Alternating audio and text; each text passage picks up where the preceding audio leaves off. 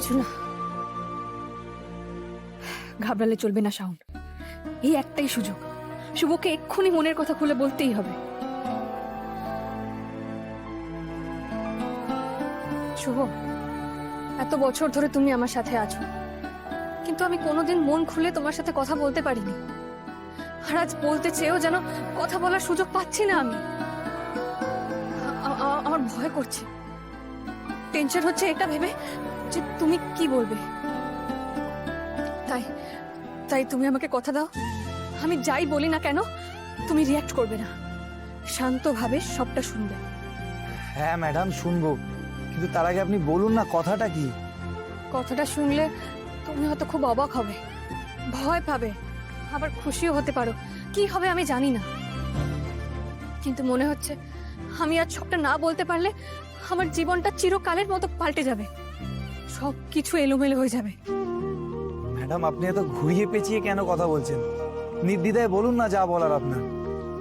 দেখুন ম্যাডাম, আমি জানি যে আপনি স্যারের সম্মানের খাতিরেই বিয়েতে রাজি হয়েছে। মন্দার বাবুকে আপনি আগে খুব একটা পছন্দ করতেন না, আমি সেটাও জানি। কিন্তু কেন জানি না আমার মনে হচ্ছে ম্যাডাম যে এই বিয়ে নিয়ে আপনার মনে এখনো দ্বিধা আছে। তাই আপনি সাহস করে বলুন এর কারণটা কি। কারণটা শুনলে তুমি আমাকে ছেড়ে চলে যাবে না তো শুভ?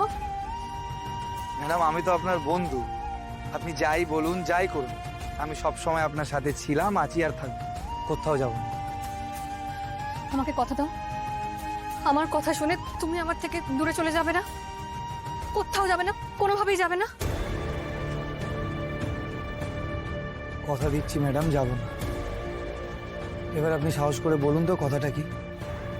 শুভ, আমি তোমাকে অনেক দিন ধরে একটা কথা বলতে চাইছিলাম, যে ম্যাডাম না এত নিয়ম কানুন থেকে একটু ভয় পেয়ে গেছেন, এখন এরকম হবে আমি সেটাই ম্যাডামকে বোঝাচ্ছিলাম। তোর বোকাবে, এটা ওর ভয়ের কি আছে? ওরে শাওন, আজকে শুভ দিনটা প্রত্যেকটি মেয়ের জীবনে আসে, সুতরাং ভয় পেয়ে নয় রে, আনন্দ করে কাটা আজকের দিনটা, আনন্দ করে। হ্যাঁ স্যার, আমিও ম্যাডামকে সেটাই বোঝাচ্ছিলাম যে ম্যাডামের বাড়ির লোক তো ম্যাডামের পাশে আছে, আর ম্যাডাম তো বিয়ে করে নিজের আপনজনের মধ্যেই ফিরে আসছে, এই অত ভয় পাওয়ার কোনো দরকার নেই। হ্যাঁ রে, ওরে আমরা সবাই তো আছি তোর সঙ্গে, নাকি? হ্যাঁ, আমরা সবাই মিলে তোকে ঠিক আগলে রাখবো। আর সব থেকে বড় কথা কি বলতো, তোর এই বেস্ট ফ্রেন্ড শুভ, সে তো সবসময় তোর পাশে আছে, নাকি? ফলে চিন্তার কিচ্ছু নেই, একেবারে নিশ্চিন্ত হ। আর চল, তোর গায়ে হলুদটা শুরু করি। আয় আয় আয় আয় আয়।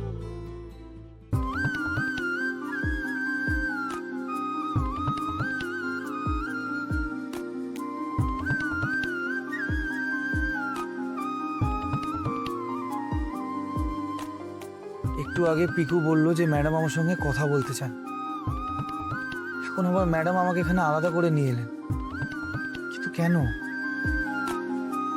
এত অস্থির হয়ে ম্যাডাম আমাকে কি বলতে চান?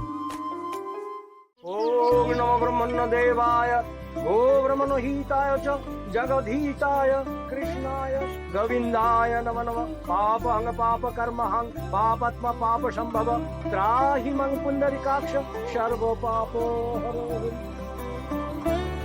এইবার পুজো সম্পন্ন হয়েছে, সবাইকে প্রসাদ বিতরণ করুন। বাবা, পুজো শেষ হয়ে গেল, এখনো শুভর পাত্তাই নেই। শুভ মনে হয় কোনো কাজে আটকে গেছে। এই তো কিছুক্ষণ আগে শুভর দায়িত্ববোধ নিয়ে গর্ববোধ করছিলেন, এই তো দায়িত্ববোধের নমুনা। আমার মেয়েটা এদিকে মুখ শুকিয়ে পড়ে আছে, ছেলেটার কোনো পাত্তাই নেই। ওমা, তুমি এরকম রাগারাগি করছো কেন? চলে আসবে বলছে তো। আরে এখন আর এসে কি হবে? পুজো তো হয়েই গেছে। আমি ভেবেছিলাম যে বিয়ের সময় ও কাজ ছেড়ে বিয়েতে মন দেবে, কিন্তু কই, ওর তো কোনো পাত্তাই নেই। আমার মেয়েটাকে নিয়ে ও একবারও ভাবছে না। ও যদি ভাবতো তাহলে ও ছুটে আসতো। ওমা, কেন ওভাবে বলছো তুমি বলো তো? বলছে তো যে একটা কাজে আছে, কাজে ফেসে গেছে নিশ্চয়ই। আর তাছাড়া আমি তো অঞ্জলি দিলাম। আমার অঞ্জলি দেওয়া মানেই কিন্তু শুভর অঞ্জলি দেওয়া, কারণ আমরা দুজন দুটো প্রাণ হতে পারি, তবে আমাদের আত্মাটা একই। এই, তুই চুপ কর তো, তোর এই ন্যাকা ন্যাকা কথাগুলো বন্ধ কর।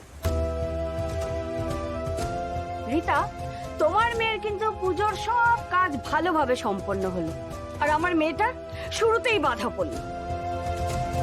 বিয়ে নিয়ে ওর কত স্বপ্ন ছিল, কত আশা ছিল, আমি জানি না ওর সেসব পূরণ হবে কিনা। এখন বিয়ের দিনও যদি তোমার ছেলে আমার মেয়েকে এইভাবে মণ্ডপে বসিয়ে রাখে, সেদিন কি হবে সেটা ভেবে দেখেছো?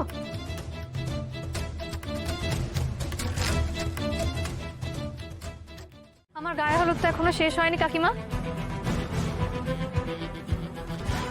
তুমি আমায় হলুদ দেবে না শুভ?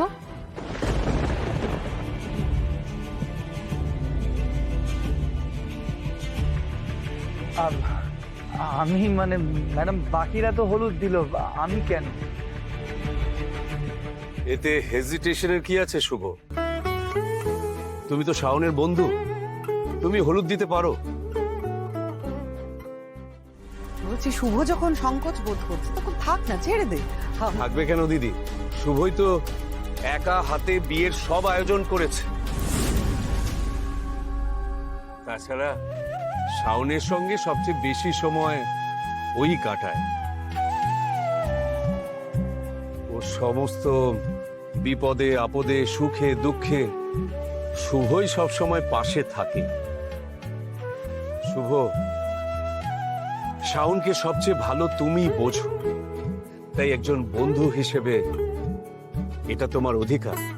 যাও যাও, গিয়ে ওকে হলুদ দাও।